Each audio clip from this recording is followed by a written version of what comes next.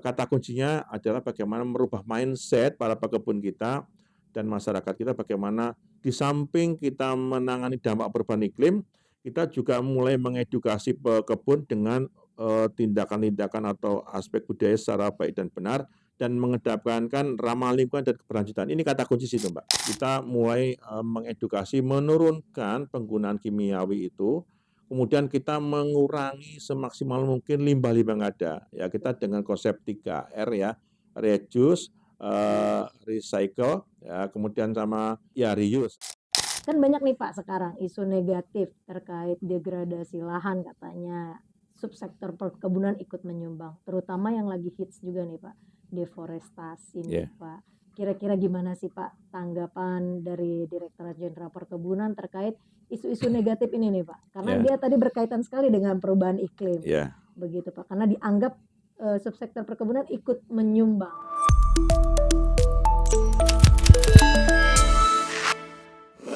Selamat pagi sahabat kebun, semoga sehat selalu. Podcast Bun hadir kembali bersama saya Kristiani Maria.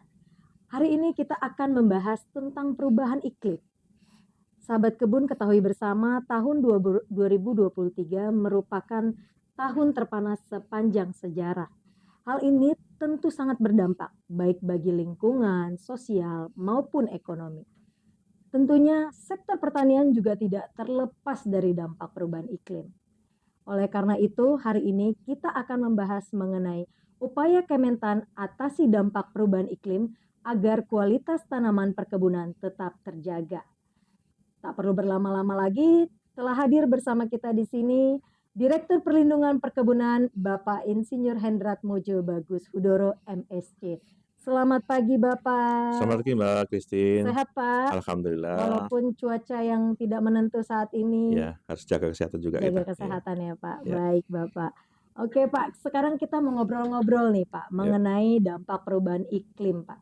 Kenapa sih Pak perubahan iklim itu merupakan menjadi masalah serius nih Pak bagi pekebun? Karena kalau bagi kita kan kita bisa sakit nih Pak. Kalau bagi perkebunan gimana nih Pak? Boleh cerita-cerita Pak? Saya sapa dulu ya sahabat kebun yang ada di seluruh Indonesia, dari Aceh hingga Papua, seluruh penyuluh, pendamping yang ada di lapangan, dan seluruh yang hadir dan mungkin bisa menikmati tayangan ini. Pertama-tama saya senang bisa hadir di podcast Bun ini, apalagi tema yang diangkat adalah perubahan iklim. Sobat kebun yang saya sayangi, saya hormati, kita ketahui bahwa sekarang ini betul tadi di awal Mbak Christine menyampaikan terjadinya perubahan iklim yang sangat-sangat besar dan tinggi ya intensitasnya. Kita ketahui perubahan iklim ini ada dua. Yang satu ketika terjadi musim kemarau yang panjang, biasanya orang bilang kita sering mendengar dengan istilah El Nino. Kemudian yang kedua adalah terjadinya musim hujan, musim penghujan yang panjang dan intens tinggi adalah ketika kita sering menyebut dengan La Nina. Nah, dua kondisi ini sangat dipengaruhi kondisi alam yang sekarang sudah cenderung mengalami perubahan yang luar biasa. Ya. Dulu kita bisa memastikan, memprediksi bahwa nanti musim hujan di Indonesia ya saya bicaranya, bahwa musim hujan akan terjadi ketika bulan April hingga Oktober. Kemudian musim kemarau Oktober, April. Itu bisa menjadi kita patokan kalau kita bicara orang pertanian dan khususnya perkebunan, tentunya akan bisa mengatur kapan kita melakukan aktivitas di kebun, kapan kita akan mengurangi aktivitas karena pertama terkait dengan kesediaan air. Nah, kemudian ditanya tadi adalah pengaruh dalam kegiatan perkebunan, tentu sangat berpengaruh. Yang pertama tadi bicara perubahan iklim, musim yang bergeser, yang semula harusnya hujan kemudian nggak hujan, berarti akan berdampak kepada jadwal penanaman. Semula kita bisa targetkan penanaman katakan mulai Oktober sampai April itu kita masih bisa melakukan penanaman. Nah, ketika iklimnya berubah menjadi musim kemarau, yang kemarin tahun 2023 ini kan ada prediksi ya, terjadi El Nino yang berkepanjangan sejak di awal di bulan April 2023, waktu itu diprediksi akan terjadi hingga bulan Maret 2024. Nah, kemudian dalam perjalanannya sehingga Oktober November masih terjadi El Nino ya walaupun tingkatnya rendah, tetapi alhamdulillah November pertengahan akhir hingga sekarang kan sudah mulai sebagian wilayah sudah turun hujan. Mungkin ada beberapa yang belum turun hujan. Nah, ini menjadi tantangan perkebunan, karena kita memang perkebunan biasanya itu melakukan aktivitasnya di lahan kering memang, beda dengan tanaman pangan yang dia akan, mensyaratkan ada satu irigasi teknis yang mengalir dengan lancar setiap saat, setiap tahun. Nah, perkebunan ini dampaknya tadi, pertama-pertama petani akan, mengatur ulang jadwal penanaman. Yang kedua, ketika mereka sudah punya tanaman di kebun, ini akan berdampak kepada produksi dan produktivitas, ya. Kemudian kita juga harus perhatikan dampaknya juga terkait dengan serangan penyakit, kalau sekarang kita menyebutnya dengan organisme pengganggu tumbuhan. Yang ketiga, ini dampaknya terhadap panen dan masa panen. Berubahnya musim akan mempengaruhi musim panen juga. Dan yang keempat tentunya adalah kita mengantisipasi kemungkinan ini potensi terjadinya adanya kebakaran lahan perkebunan. Nah, ini menjadi satu perhatian yang harus kita tangani dan pemerintah melalui Kementerian Pertanian, dalam hal ini adalah Ditjen Perkebunan dan lebih khusus lagi adalah saya di Direktorat Perlindungan Perkebunan itu tugas utama saya untuk mengamankan dari sisi perubahan iklim terhadap aktivitas di perkebunan, Mbak. Oke, Ya. baik Pak. Luar biasa ya Pak ya. Tugasnya Direktorat Perlindungan ini ya Pak. Berat, Benar-benar Pak, harus betul. melindungi ya Pak. Iya, iya. Terus Pak, kita mau tahu nih Pak, kira-kira keproduktivitas itu signifikan nggak sih Pak? Dia langsung turun atau Iya, seperti apa Pak? Tadi efek ya, tanamnya yang lebih ya. singkat ya Pak ya? Oke. Ya, tadi saya sampaikan bahwa dampak yang bisa dirasakan dan berdampak langsung adalah pertama ketika kita tanam gagal atau mungkin nunda. Nah, sekarang kita tanya bagaimana terkait pengaruh dengan produksi produktivitas. Jelas sekali ketika terjadi musim berkepanjangan, ini akan berpengaruh terutama yang pertama diawali dari kita masa pembungaan. Masa pembungaan akan bergeser. Nah, masa pembungaan yang bergeser ketika nanti juga tidak turun hujan atau tiba-tiba ada hujan lebat, ini bisa dapat menggugurkan bunga atau bakal buah yang tadi diinisiasi dari pembungaan. Nah, kemudian ketika dia berhasil tumbuh menjadi buah, ini dampaknya adalah ketika kekurangan air, tentu suplai makanan unsur hara dari tanah akan mengalami kehambatan ya, kendala.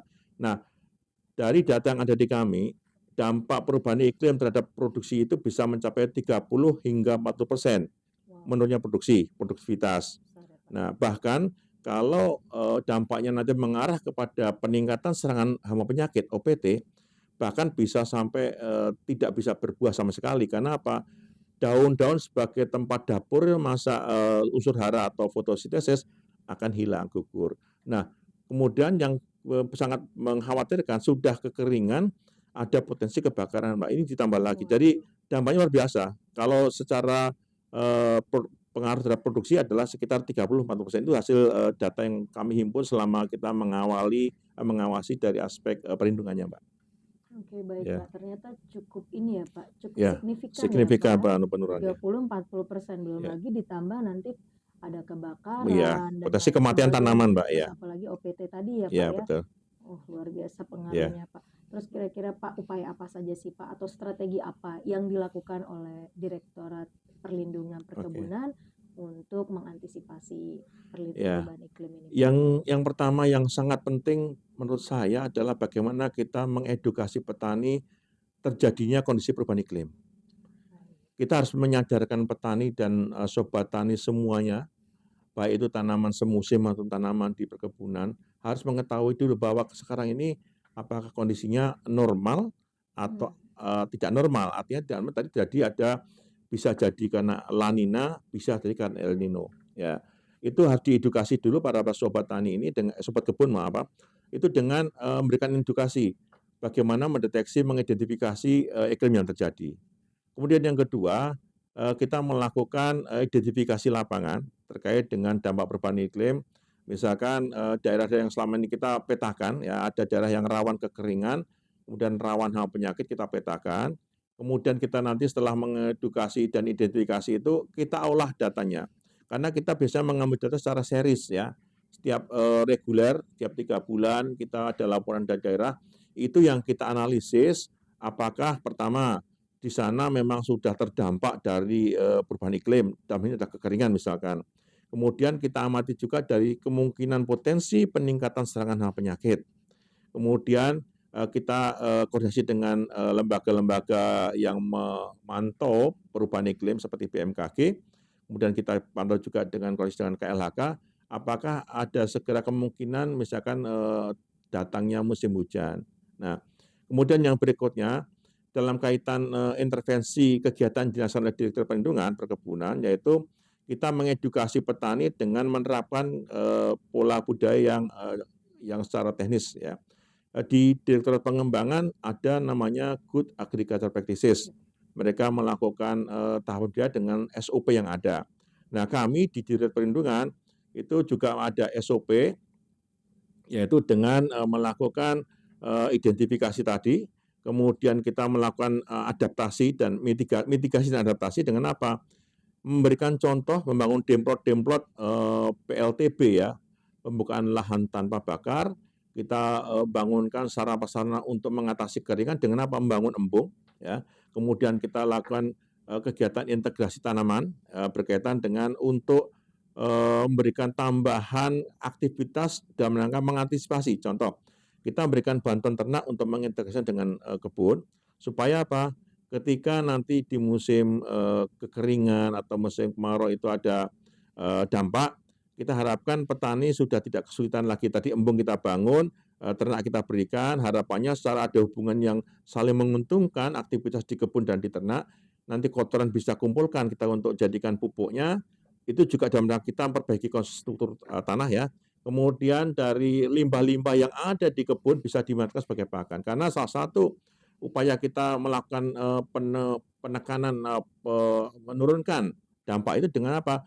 Memberikan perlakuan budidaya yang ramah lingkungan. Ya, kita mengurangi penggunaan pupuk yang berbahan kimiawi, juga penggunaan pestisida, herbisida, fungisida yang berbahan kimiawi. Kita mengarahkan konsep satu pembangunan kebun yang organik. Nah, itu beberapa aktivitas yang kita lakukan. Di samping juga kita ada bimtek, Mbak. Kita melakukan pelatihan kepada baik petani, pekebun maupun petugasnya. Dan yang penting kami mengoptimalkan peran petugas pendamping karena mereka sebagai pendamping di kebun yang selalu harus memberikan motivasi petani mendampingi petani pekebun ketika mereka ada satu kendala. Itu beberapa kegiatan kita. Oke, cukup banyak ya Pak Ya.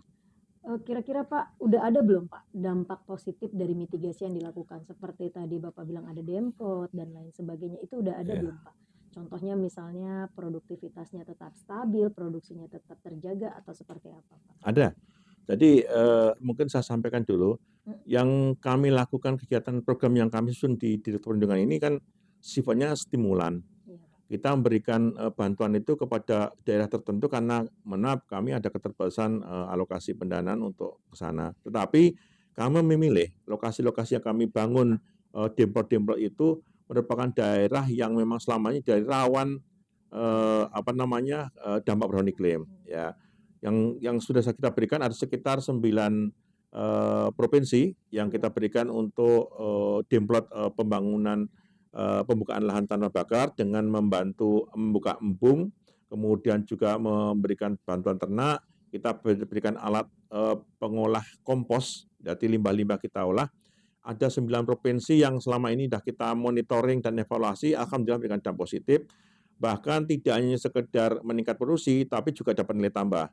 Karena mereka kita dorong tadi perilaku organik untuk dijadikan satu perilaku yang baru.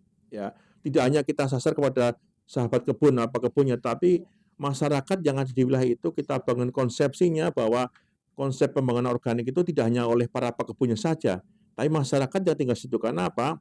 Kalau sudah di satu sertifikasi katakanlah organik, tidak bisa hanya yang diukur perilaku dari pekebun, tetapi adalah masyarakatnya. Kenapa? Contoh, apakah ada masyarakat itu masih menggunakan bahan-bahan kimiawi? Apakah ada perilaku-perilaku yang masih menggunakan kegiatan yang sifatnya nanti merusak standar yang ditetapkan dalam konsep organik? Ini memang berat kita ya tugas kita, tapi kata kuncinya adalah bagaimana merubah mindset para pekebun kita dan masyarakat kita, bagaimana di samping kita menangani dampak perubahan iklim, kita juga mulai mengedukasi pekebun dengan tindakan-tindakan atau aspek budaya secara baik dan benar, dan mengedepankan ramah lingkungan dan keberlanjutan. Ini kata kunci situ, Mbak. Baik, Pak. Ya, betul sih, Pak. Karena kita mengedukasi itu bukan waktu yang sebentar Ya, juga ya, betul Pak. ya. Selain itu Pak, kira-kira di tahun 2024 nih Pak, atau ke depannya Pak, ini kan pasti makin perubahan iklim akan menjadi isu Ya, yang serius ya Pak. ya, Jangankan untuk di kebun ya Pak, di kita aja udara itu udah sangat kotor dibilang waktu itu, polutan dan ya. segala macam ya Pak. Kira-kira ada nggak sih Pak antisipasi atau strategi besarnya ke depan Pak untuk masalah perubahan iklim ini? Iya, oke. Kalau saya mungkin memberikan apa ya, gambaran program kegiatan yang kaitan langsung dengan tugas fungsi. Betul Pak. Tapi sebenarnya kalau kita, kembali ke belakang melihat kondisi ini, kenapa sih terjadi perubahan iklim? Itu karena pola perilaku manusia yang, melakukan, aktivitas yang menghasilkan dampak emisi gas rumah kaca, Mbak. Contoh, penggunaan, bahan bakar yang berlebihan yang menghasilkan, karbon ya. Tentunya, sekarang kan sudah mulai pemerintah juga mendorong penggunaan kendaraan atau transportasi yang sifatnya massal atau yang berbahan, energi yang ramah lingkungan ya. Kita, pernah, dan sudah juga dulu kan mengembangkan, bahan baku energi terbarukan ya melalui produksi sawit ya. Betul Pak. Bahkan sekarang sudah dinaikkan, proporsinya dari semula 30% B30 dinaikkan menjadi B35. Bukan semata-mata kita ingin juga meningkatkan nilai ekonomi sawit, tapi lebih dari itu, kita meningkatkan peran kita untuk ikut meminimalisir dampak perubahan iklim. Karena data yang ada di kita yang saya dapat bahwa, kita ini sekarang ditargetkan untuk menekan peningkatan suhu muka bumi, ya. Oke. Itu dikhawatirkan tahun 2060 itu akan terjadi kalau kita nggak melakukan apapun, bisa meningkat 2 derajat. 1,5 derajat saja peningkatan suhu sekarang kita rasakan. Rata-rata suhu kita ini kan bahkan ada yang sampai 40 lebih kemarin Betul, ya, ada di iya. beberapa wilayah, suhu kita jangankan 40, 30, 33 saja kalau nggak biasa, luar biasa panas kita. Akan mengganggu aktivitas. Yang kemudian tentunya dengan mungkin ya, kebijakan yang didukung oleh pemerintah pusat melalui apa, mengedukasi petani, masyarakat bahwa meminimalisir, emisi gas rumah kaca dengan meminimalisir penggunaan kendaraan yang betul-betul secara, efisienlah. Kita kalau bisa transportasi yang sifatnya umum, kenapa tidak? Sekarang kita dibangun, transportasi yang massal ya, baik kereta, bus, dan sebagainya. Yang kedua, kita harus mulai membudayakan di tingkat, perkebunan, mulai pekebun membiasakan diri mengurangi secara pelan-pelan penggunaan pupuk yang berbahan kimiawi, pesida atau herbisida yang berbahan kimiawi, menggunakan yang ramah lingkungan. Nah, oleh karena itu tadi beberapa dempot yang kita, bangun itu melalui mengedukasi sana. Kita bantuan alat untuk pengolah kompos, kemudian kita bangunkan, edukasi bagaimana pekebun bisa mulai bangun embung-embung ketika nanti musim kemarau, itu menjadi bahan sumber air bagi tanamannya. Kemudian yang berikutnya, kita melakukan upaya-upaya kerjasama lintas dengan kementerian lembaga yang berkaitan dengan, perubahan iklim ini, mengupdate informasi. Kami kerjasama dengan, lembaga-lembaga yang memberikan data, proyeksi, karena kita ingin sekarang bagaimana memproyeksikan kondisi iklim cuaca ke depan sebagai bagian, pengaturan atau perencanaan kita di tingkat budidaya dan, pengelolaannya, Mbak. Ini beberapa hal yang terus kita lakukan, kita koordinasi dengan lintas direktorat juga di Ditjen Perkebunan. Kami memberikan masukan dan tentunya rekomendasi kondisi-kondisi perubahan iklim yang akan dilakukan intervensi bantuan di Direktorat Pengembangan. Oke, baik Pak, menarik ya Pak ya. Ya. Tadi Bapak ada singgung mengenai karbon nih Pak, emisi karbon. Kira-kira Pak, di perkebunan khususnya nih Pak, sudah ada belum sih Pak menghitung apakah kita memang dari subsektor perkebunan itu ada menyumbang terkait emisi karbonnya? Terus bagaimana cara kita untuk menekannya selain tadi pupuk ya Pak ya, penggunaan pupuk ataupun pestisida yang dikurangi secara kimiawinya itu kira-kira ada Ya. solusi apa lagi nih Pak? Ya, oke. Saya mungkin kita singgung masalah tadi pertanyaan, apa kita sudah berkaitan dengan karbon ya. Jadi, Mbak Christine, memang sekarang ini tadi, kita harus melakukan upaya-upaya, melakukan aktivitas yang selama ini kita lakukan, harus mempedomani upaya yang mendukung upaya penurunan atau mengatasi dampak perubahan iklim, ya. Nah, salah satunya apa? Kita dengan memanfaatkan, peningkatan cadangan karbon, mengurangi, menekan Mengeliminir ya Pak? peningkatan emisi gas rumah kaca dengan berbagai cara ya. Artinya memang sebelum saya ke sana, kita di pertanian dan khususnya perkebunan ini mungkin masih termasuk baru. Sekarang kan sudah berkembang, bahkan negara-negara maju sudah menerapkan penghitungan Betul, Pak. karbon menjadi transaksi apa namanya yang carbon trading ya. Dan alhamdulillah kemarin beberapa waktu yang lalu Pak Presiden kan meresmikan apa namanya semacam bursa karbon itu ya. Nah ini sebenarnya peluang yang kita tangkap ketika aktivitas kita ikut andil dalam peningkatan cadangan karbon ini kita bisa katakanlah ditukarlah dengan apa namanya pendanaan yang bisa ikut kembali kita laksanakan. Nah, pemahaman karbon di kita mungkin masih di perkebunan terutama kita masih hal yang baru. Nah, sekarang kami di Perlindungan sedang memulai itu. Kita mengadakan diskusi, forum pertemuan dengan para pihak dan para ahli yang berkompeten dengan karbon. Kita melakukan ingin mengidentifikasi kegiatan apa sih yang selama ini kita lakukan yang ikut serta dalam andil dalam untuk menurunkan kontribusi dalam penurunan emisi gas rumah kaca. Apa kegiatan kita yang andil dalam peningkatan karbon. Salah satunya tadi betul Mbak, bahwa kita mulai mengedukasi menurunkan penggunaan kimiawi itu, kemudian kita mengurangi semaksimal mungkin limbah-limbah yang ada. Ya kita dengan konsep 3R ya, reduce, recycle, ya kemudian sama Reuse ya, Pak. ya reuse. Artinya kita tahu perkebunan kita kan misalkan kita ke kebun itu kadang-kadang kayak daun-daun, Mbak, ranting-ranting, pangkasan, kulit buah yang terbuang itu mungkin masih belum perhatian kita. Tapi itulah bagian kita ikut andil di sana. Itu coba ayo sekarang kita mulai mungkin latihan atau pemberian sosialisasi kepada petani, kalau pekebun dibukalah bikin satu lubang-lubang tanam lubang-lubang di antara pohon, nanti kita masukkan ke sana karena apa? Pertama, fungsinya kita bisa mengurangi limbah yang ada di kebun. Yang kedua, itu nanti kalau dalam waktu tertentu akan berproses menjadi pupuk, kompos. Sebenarnya fungsinya itu akan memperbaiki struktur tanah. Ya, di samping nanti mengurangi limbah, akan memperbaiki struktur tanah. Dan yang ketiga, ini akan bisa menjadikan tempat penyerapan air ketika musim kemarau. Nah ini memang selama ini saya yakin sudah dilakukan oleh para pekebun. Tapi kita belum tahu ternyata aktivitas kita ada yang berdampak positif, ada berdampak negatif. Contoh, ketika kita melakukan peremajaan, ya kita tentunya kan harus ketika peremajaan itu sudah ada kontribusi kita untuk mengurangi karbon kita, Pak. Jadi dengan cara apa ya kita harus lakukan peremajaan, jangan ditinggal ditebang ditinggal, tapi lagi penanaman. Dan kita juga mendorong sekarang penanaman tidak monokultur, ya, Ya. karena itu pemanfaatan lahan pertama juga dalam rangka utamanya peningkatan pendapatan petani. Ketika tanaman utama nanti mungkin ada gangguan produksi atau menurun, nah ini kan bisa diantisipasi alternatif pendapatan melalui tanaman selat tadi. Nah sekarang Dijen pun juga sedang menggerakkan sana, khususnya kalau sementara ini di sawit, mendorong untuk penanaman jagung di antara sawit yang akan berfungsi pertama juga dalam rangka pemanfaatan lahan, optimalisasi lahan, pekebun akan aktif dalam pemeliharaan sawitnya, petani mendapatkan pendapatan tambahan dan yang utama kaitan dengan lingkungan ikut andil dalam rangka untuk peningkatan cadangan karbon di sana. Ini yang sangat-sangat penting, Mbak.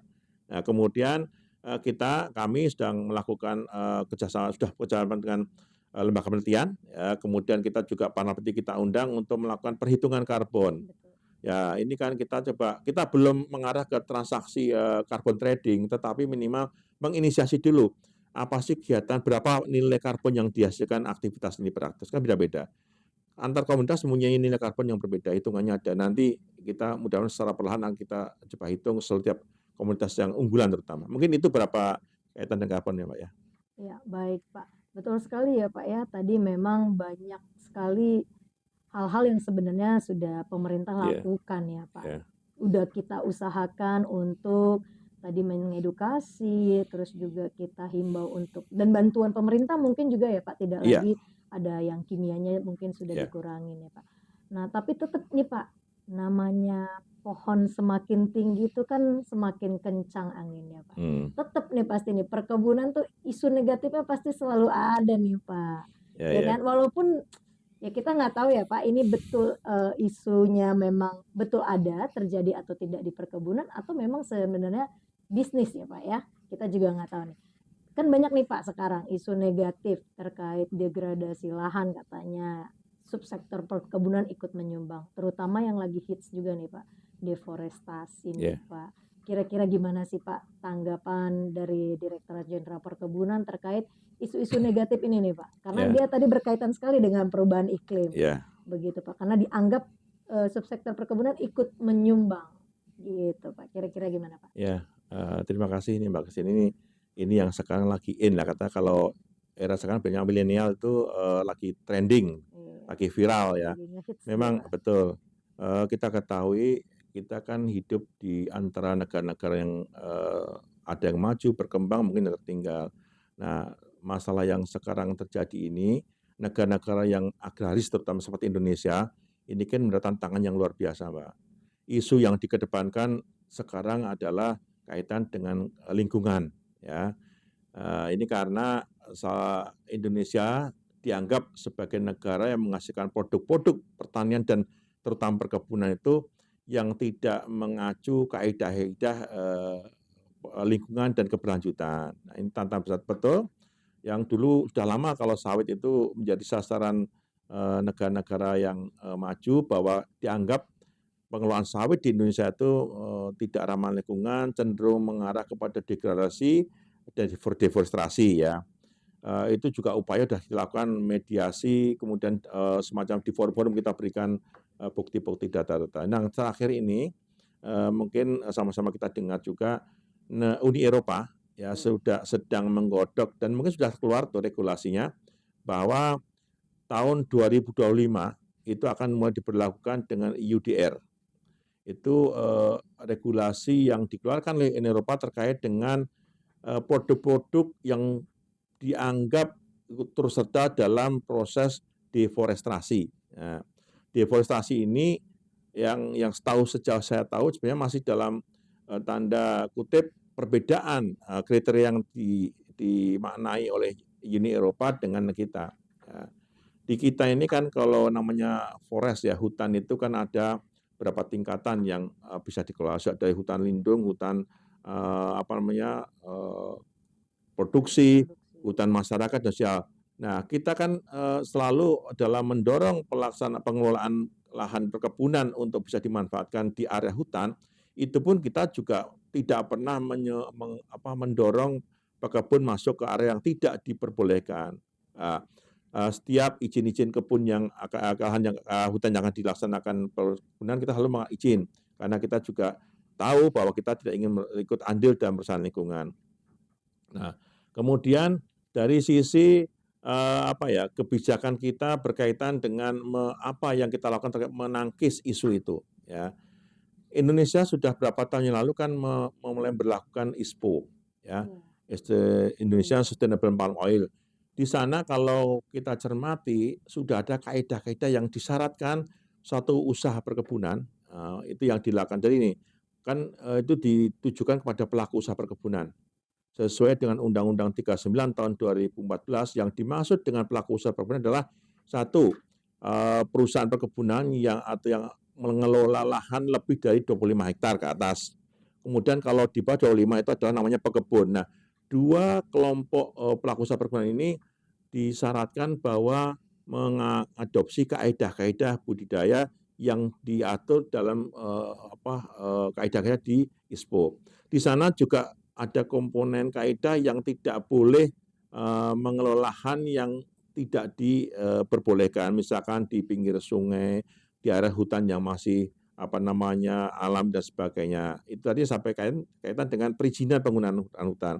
Artinya kalau itu sudah diterapkan dan sudah perusahaan mendapatkan sertifikasi ISPO, seharusnya produk itu tidak bisa diklaim sebagai produk yang termasuk dalam ikut andil deforestasi. Ya. Tapi kembali ini kan terus kita berjuang dengan para negara tetangga yang juga mengelola sawit, yang kaitan kita bicara sawit itu mengedepankan data-data bukti-bukti bahwa langkah kita ini sudah sesuai dengan kaidah. Nah, yang kedua kita ini sedang melakukan upaya untuk traceability, Mbak, ketelusuran. Kan sebenarnya yang diharapkan dari Uni Eropa ini ada semacam jaminan bahwa produk yang sampai ke negara mereka itu ada bukti produk itu terbebas dari isu deforestasi. Nah, ini Dirjen Perkebunan juga sudah dan sedang mengembangkan berproses untuk melakukan traceability terhadap produk-produk perkebunan. Itu nanti akan ada terinformasi di produk itu dari mana itu asalnya produk, bagaimana pengelolaan lahan dan pengelolaan kebunnya, kemudian apa saja yang dilakukan mendukung tercapainya usaha yang ramah lingkungan dan berkelanjutan, hingga nanti dengan mudah negara konsumen atau pemangku itu akan bisa dengan mudah membaca bahwa oh ini aman dan tidak. Ada 4 memang komoditas yang kaitan perkebunan yang menjadi sasaran dari UDR ini. Yang pertama adalah kelapa sawit, karet, kopi, dan kakao. Nah, ini kan komoditas utama kita nih. Kalau kita tidak amankan dari kebijakan yang tadi mengarah kepada menghindari arah deforestasi, mohon maaf ini karena ini akan berdampak juga pada perekonomian negara. Sawit merupakan salah satu komoditas yang penyumbang terbesar dari deforestasi. Mungkin itu beberapa informasi yang perlu mendapat perhatian kita semua, Mbak. Baik, Pak. Sahabat kebun, jangan lupa tuh didengar. Berarti sebenarnya dari pemerintah itu sudah melakukan banyak sekali mitigasinya ya, Pak ya. Iya. Kita tetap respon dengan semua Iya. yang terjadi di luar Iya. kita supaya produk-produk perkebunan itu tetap diterima ya, Pak Iya, ya. betul. Terutama produk perkebunan ini banyak kan diekspor ya, Pak, betul? Betul, perkebunan Iya. penyumbang ekspor terbesar ya. Betul. Produk perkebunan itu rata-rata dia dilakukan diekspor. Iya. Jadi untuk sahabat kebun nih perlu tinggal implementasi sebenarnya ya, Pak ya. Iya. Pemerintah sudah melakukan berbagai mitigasi melalui kebijakan, Iya. betul ya, Pak ya, Iya. dan bantuan program pemerintah gitu. Iya. Kira-kira nih Pak, closing nih Pak, harapan Bapak apa sih Pak? Ini kan perkebunan sudah banyak Iya. kasih ini, kasih itu, buat ini, buat itu. Kira-kira harapannya nih apa nih Pak? Oke. Kembali sobat kebun yang saya sayangi, saya cintai dimanapun Anda berada, semua upaya yang kita lakukan mungkin tidak akan bisa berhasil tanpa peran serta dari para sobat kebun ya. Karena para sobat kebun ini sahabat kebun ini berada di garis depan. Artinya yang selama ini mempunyai usaha budaya kebun ya para sahabat kebun ini. Pertama, yang kedua saya ingin juga mengharapkan tidak hanya para sahabat kebun. Kami di Direktorat Bendungan sedang membangun konsep untuk penguatan bendungan secara partisipatif yang melibatkan seluruh para pihak stakeholder yang terkait. Ya, sejak dari pekebun, semua yang terlibat ya, para pekebun di lapangannya, para pendamping yang akan mendampingi pekebun, petugas pemerintah, petugas penyuluh, kemudian pemerintah daerah, kabupaten, kota, provinsi, kemudian asosiasi kelembagaan, baik asosiasi petani, kelembagaan petani, maupun asosiasi komoditi, eksportir yang berkaitan dengan perkebunan, kemudian juga kementerian lembaga terkait, kemudian juga pelaku usaha, Pak, yang tadi saya sampaikan perusahaan besar swasta. Saya ingin sekaligus sosialisasi ini bahwa kami ingin mengajak semua terlibat dalam penguatan perlindungan, tidak hanya kaitannya dengan dampak perubahan iklim, tapi juga nanti pengendalian OPT dan juga pencegahan kebakaran. Karena ini 3 kegiatan yang saling berkaitan. Nah, peran sertanya apa? Silahkan ayo nanti kami sedang bangun konsepsinya, artinya bagaimana stakeholder ini akan memberikan kontribusinya, siapa saja yang terlibat di situ, mekanisme seperti apa, kemudian dampak manfaatnya seperti apa, ini yang kami godok. Nanti insya Allah segera kalau sudah terjadi konsepsi itu kami akan sosialisasikan, kita ajak duduk bersama untuk membangun perkebunan ini dari sisi perlindungannya ya. Mohon maaf, kami di Direktorat Bendungan sifatnya kan mengawal dari aspek perlindungannya. Harapan kami tadi kekhawatiran menurunnya produktivitas yang diperoleh atau berdampak dari perubahan iklim, serangan OPT ini bisa kita minimalisir. Nanti usaha perkebunan juga bisa lebih maju lagi, dan tentunya ini akan memberikan nilai tambah. Tidak sekedar kita menjamin produktivitas, tapi harapan ke depannya adalah nilai tambah yang diperoleh. Karena kami juga di samping kegiatan menurunkan penggunaan kimiawi, mendorong perilaku tadi organik ya. Nah, kita ingin edukasi itu. Mudah-mudahan yang kami bangun sekarang desa organik bisa menjadi mungkin kecamatan organik, kabupaten organik, bahkan kalau bisa pulau organik. Wow. Bisa, saya yakin nggak bisa, tergantung mau nggak kita untuk merubah ke sana. Nah, ini tadi mari kita awali dari kita masing-masing, terutama saya berharap sekali sahabat tani kita. Dari Anda lah nanti para sahabat tani akan memulai keberhasilan ini, karena yang tahu persis, yang memiliki, yang akan terlibat langsung selama ini di awal tentunya para nah kita sama-sama ayo mendorong dari sisi sesuai kewenangan dan tupoksi kita.